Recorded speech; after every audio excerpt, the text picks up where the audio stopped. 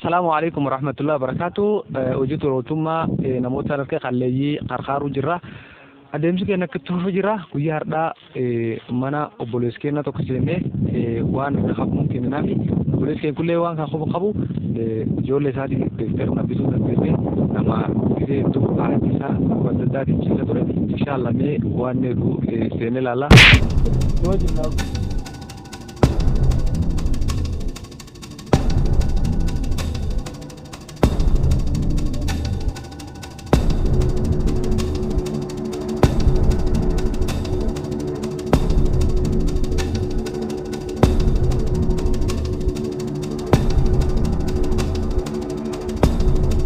Akkuma sana agartan kana minni kana akkasi ol seenuu jirra inshallah nordofaa saninenda. Assalamu alaikum. Akkam egaa mashallah akkamati deftera darajaa lama ijoollee san teessa tamaarii fi qabannee dhufneeni akkasi mee maal irraa agarta? Dessa galatooma nalleen nama akka malee fayyaan taasisan sukkaariin dheeni kanallee akka malee naga buutee zaayida rakkoon harkaan hafti ijoollee kiyyaayyuu har'a furmaata isin kennitaniif kan galata isinii kenninedha.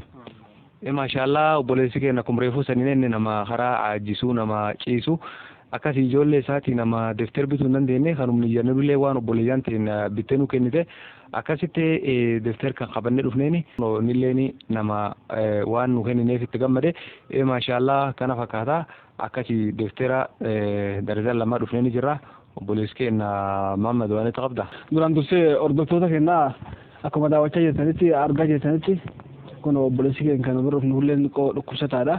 Akkasuma nulleen waan obboleetti nu kenniteen birraa bannee ijoollee isaa akkasuma defteraa fi qalam binneefi kanaaf namni isallee gargaaruu barbaadanii karaa kanaan qunnamaa san jira.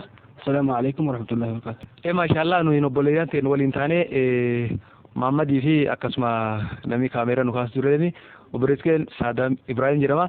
Maashaallah harkaarsi kenna ijoolleen nante nama shaniyyuu nama shani qalaamuun nurraan qate inshallah kana nam tokko kennina inshallah qalaamu afurii tokko yoo rabbi darsaa fi inshallah defterri darzana tokkolleen kana inshallah haalleen kana inshallah rabbi defterri kun tokko calaani birri 550 kulleen 550 wali birri 1,100 qalaamuun birri 10 akkas inshallah mee warra waan kan hojjetan irraa nu jajjabeessee defter kan nu biteefillee du'aa godhis.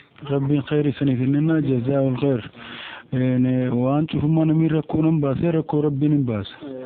Jabaadhaa hojii sun dura deemaa jedhan. Inshallah rabbiin nu jajjabeessina waliin jirra galatooma inshallah.